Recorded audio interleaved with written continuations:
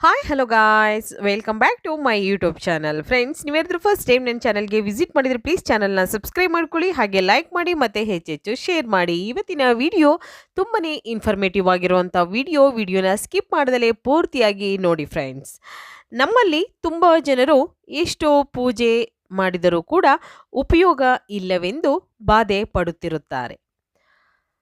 ಆದರೆ ಆ ರೀತಿ ಅಂದುಕೊಳ್ಳಬಾರದು. ಏಕೆಂದರೆ ಯಾವುದೋ ಒಂದು ಸಮಯದಲ್ಲಿ ನೀವು ಮಾಡುವ ಪೂಜೆಗಳಿಗೆ ಖಂಡಿತವಾಗಿ ಪ್ರತಿಫಲ ದೊರೆಯುತ್ತದೆ.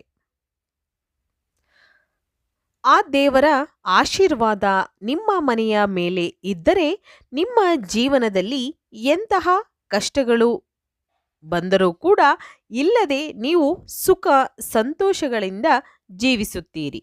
ಆದರೆ ನಿಮಗೆ ಅದೃಷ್ಟ ಬರುವ ಮೊದಲು ಆ ದೇವರು ನಿಮಗೆ ಮೊದಲೇ ಕೆಲವು ಸೂಚನೆಗಳನ್ನು ಕೊಡುತ್ತಾನೆ ಎಂದು ಹೇಳಲಾಗುತ್ತದೆ. ಆ ಸಂಕೇತಗಳನ್ನು ನೀವು ಗುರುತಿಸಿದರೆ ಖಂಡಿತ ನಿಮಗೆ ಹತ್ತಿರದಲ್ಲೇ ಒಂದು ಒಳ್ಳೆಯ ಶುಭ ಸಂಗತಿಗಳು ನಡೆಯುತ್ತವೆ ಎಂದು ಅರ್ಥ ಮಾಡಿಕೊಳ್ಳಬೇಕು.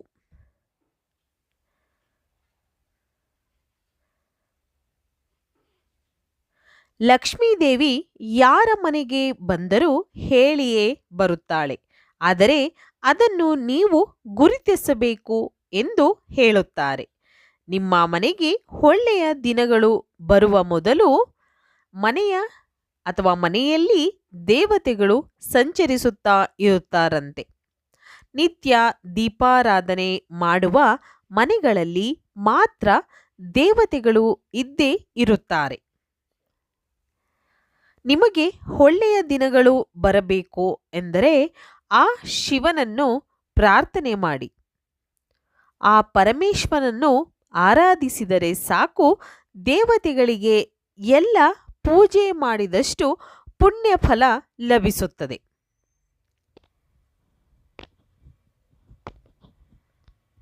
ಶಿವನು ಅಭಿಷೇಕ ಪ್ರಿಯನು. ಪ್ರತಿದಿನ ಮನೆಯಲ್ಲಿ ಪೂಜೆ ಮಾಡಲಿಲ್ಲ ಅಂದರೂ ಪ್ರತಿ ಸೋಮವಾರ ಶಿವಾಲಯಕ್ಕೆ ಹೋಗಿ ಒಂದು ಚೆಂಬು ನೀರಿನಿಂದ ಆ ಪರಮೇಶ್ವರನಿಗೆ ಅಭಿಷೇಕ ಮಾಡಿ ಬಿಲ್ವಪತ್ರೆಯನ್ನು ಸಮರ್ಪಿಸಿದರೆ ಸಾಕು. ಕೈಲಾಸದಲ್ಲಿರುವ ಪರಮೇಶ್ವರನು ಕೂಡ ಸಂತೋಷಪಟ್ಟು ನಿಮ್ಮ ಕೋರಿಕೆ ಅಥವಾ ನೀವು ಕೋರಿಕೊಂಡಿರುವ ಒಂದು ವಿಷಯಗಳನ್ನು ಕೂಡಲೇ ನೆರವೇರಿಸುತ್ತಾನೆ.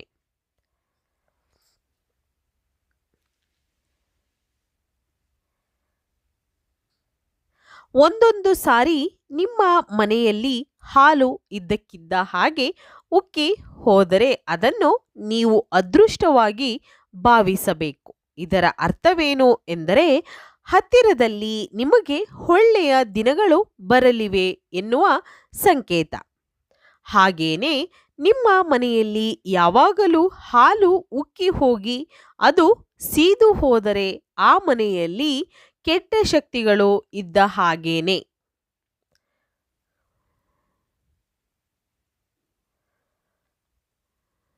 ಹಾಗೆ ನಮ್ಮಲ್ಲಿ ಕೆಲವರಿಗೆ ಬೆಳಿಗ್ಗೆ ಬ್ರಹ್ಮ ಮುಹೂರ್ತದಲ್ಲಿ ಇದ್ದಕ್ಕಿದ್ದ ಹಾಗೆ ಎಚ್ಚರಿಕೆ ಆಗುತ್ತದೆ. ಬೆಳಿಗ್ಗೆ 3:30ರಿಂದ 5:30 ಒಳಗೆ ಇರುವ ಸಮಯವನ್ನು ಬ್ರಹ್ಮ ಮುಹೂರ್ತ ಸಮಯ ಎಂದು ಹೇಳುತ್ತಾರೆ. ಯಾರಿಗಾದರೂ ಈ ಸಮಯದಲ್ಲಿ ಇದ್ದಕ್ಕಿದ್ದ ಹಾಗೆ ಎಚ್ಚರಿಕೆ ಆದರೆ ನೀವು ಅದೃಷ್ಟವಂತರೆಂದು ಅರ್ಥ. ಮನೆಯಲ್ಲಿ ದೀಪಾರಾಧನೆ ಮಾಡಬೇಕಾದರೆ ದೀಪವು ಪ್ರಶಾಂತವಾಗಿ ಬೆಳಗಿದರೆ ನಿಮ್ಮ ಮನೆಯಲ್ಲಿ ಅಥವಾ ಮನೆಯ ಮೇಲೆ ಖಂಡಿತವಾಗಿ ದೇವತೆಗಳ ಅನುಗ್ರಹ ಇದೆ ಎಂದು ಅರ್ಥ ಮಾಡಿಕೊಳ್ಳಿ.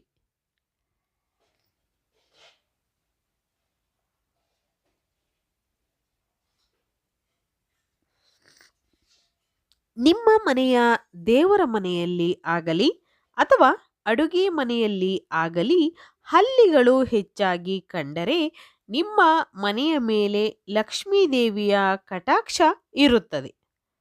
ಎಂದು ಹಾಗೇನೆ ಪ್ರತಿದಿನ ನಿಮ್ಮ ಮನೆಯ ಬಳಿ ಕಾಗೆ ಬಂದು ಕಿರುಚಿದರೆ ನಿಮ್ಮ ಮನೆಯ ಮೇಲೆ ದೈವಾನುಗ್ರಹ ಇದೆ ಎಂದು ಅರ್ಥ.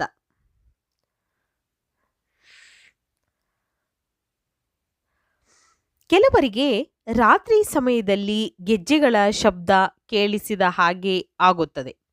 ಇಂತಹ ಶಬ್ದಗಳು ಯಾರಿಗಾದರೂ ಕೇಳಿಸಿದರೆ ಭಯ ಪಡುತ್ತಾ ಇರುತ್ತಾರೆ. ಆದರೆ ಅದರ ಅರ್ಥ ಅರ್ಧರಾತ್ರಿ ಸಮಯದಲ್ಲಿ ಗೆಜ್ಜೆ ಶಬ್ದ ಕೇಳಿಸಿದರೆ ಅದು ತುಂಬ ಶುಭ ಸೂಚಕ. ಗೆಜ್ಜೆ ಶಬ್ದ ಕೇಳಿದರೆ ನಿಮ್ಮ ಮನೆಗೆ ಲಕ್ಷ್ಮೀದೇವಿ ಬರುತ್ತಾಳೆ ಎಂದು ಅರ್ಥ ಮಾಡಿಕೊಳ್ಳಿ. ಹಾಗೇನೆ ನೆಕ್ಸ್ಟು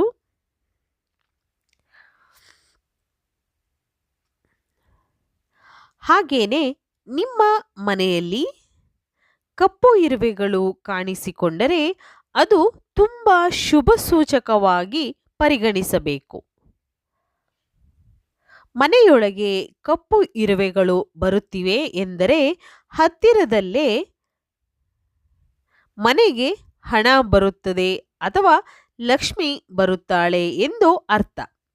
ನಿಮ್ಮ ಮನೆಯ ಸಂಪತ್ತು ಹೆಚ್ಚಾಗಬೇಕು ಅಂದರೆ ಖಂಡಿತವಾಗಿ ಲಕ್ಷ್ಮೀ ದೇವಿಯ ಅನುಗ್ರಹ ಇರಬೇಕು.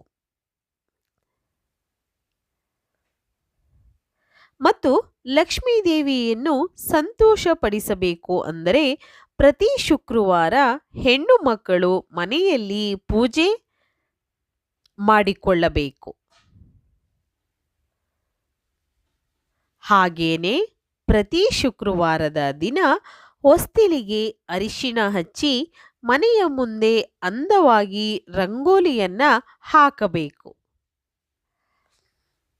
ಹಣದ ಸಮಸ್ಯೆಯಿಂದ ಕಷ್ಟಪಡುವವರು ಪ್ರತಿ ಶುಕ್ರವಾರದ ದಿನ ಹಸುವಿನ ತುಪ್ಪದಿಂದ ದೀಪಾರಾಧನೆ ಮಾಡಬೇಕು.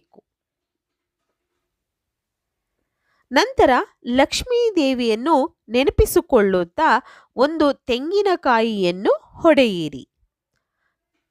ಈ ಪರಿಹಾರವನ್ನು 3 ಶುಕ್ರವಾರ ಮಾಡಬೇಕಾಗುತ್ತದೆ. ಅರಿಶಿಣ ಅಂದರೇನೆ ದೇವತೆಗಳ ಸ್ವರೂಪ. ಅರಿಶಿಣ ದೈವಶಕ್ತಿಗಳನ್ನು ಆಕರ್ಷಿಸುತ್ತದೆ. ಪ್ರತಿ ವಾರದಲ್ಲಿ 1 ಬಾರಿ ನಿಮ್ಮ ಮನೆಯಲ್ಲಿ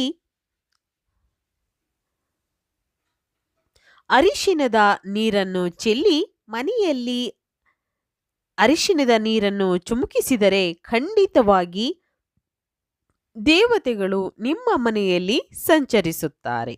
ಫ್ರೆಂಡ್ಸ್, ನೋಡಿದ್ರಲ್ಲ ಇವತ್ತಿನ ವಿಡಿಯೋ. ಖಂಡಿತವಾಗ್ಲೂ ಈ ಕೆಲವೊಂದು ಟಿಪ್ಸ್ಗಳನ್ನು ಫಾಲೋ ಮಾಡಿದ್ರೆ ನಿಮಗೂ ಕೂಡ ಒಳ್ಳೆಯದಾಗುತ್ತೆ. ಹಾಗೆ ಮಹಾಲಕ್ಷ್ಮಿಯ ಕೃಪೆ ನಿಮ್ಮ ಮೇಲೂ ಕೂಡ ಇರುತ್ತೆ ಅಂತ ಹೇಳ್ಬೋದು. ಫ್ರೆಂಡ್ಸ್, ಇವತ್ತಿನ ವಿಡಿಯೋ ಇಷ್ಟ ಆಗಿದ್ರೆ ಚಾನಲ್ನ ಸಬ್ಸ್ಕ್ರೈಬ್ ಮಾಡ್ಕೊಳ್ಳಿ, ಹಾಗೆ ಲೈಕ್ ಮಾಡಿ ಮತ್ತು ಹೆಚ್ಚೆಚ್ಚು ಶೇರ್ ಮಾಡೋದಂತೂ ಮರಿಬೇಡಿ. ಈಗ ಇವತ್ತಿನ ವಿಡಿಯೋನ ಇಲ್ಲಿಗೆ ಮುಗಿಸ್ತಾ ಇದ್ದೀನಿ. ಮತ್ತೆ ಇನ್ನೊಂದು ಹೊಸ ವಿಡಿಯೋ ಜೊತೆ ಬರ್ತೀನಿ ಫ್ರೆಂಡ್ಸ್. ಅಲ್ಲಿವರೆಗೂ ನಿಮ್ಗೆಲ್ಲರಿಗೂ ಕೂಡ ಹೃದಯಪೂರ್ವಕವಾಗಿ ವಂದನೆಗಳನ್ನು ತಿಳಿಸ್ಕೊಡ್ತಾ ಇದ್ದೀನಿ. ಬಾಯ್, ಸಿ ಯು.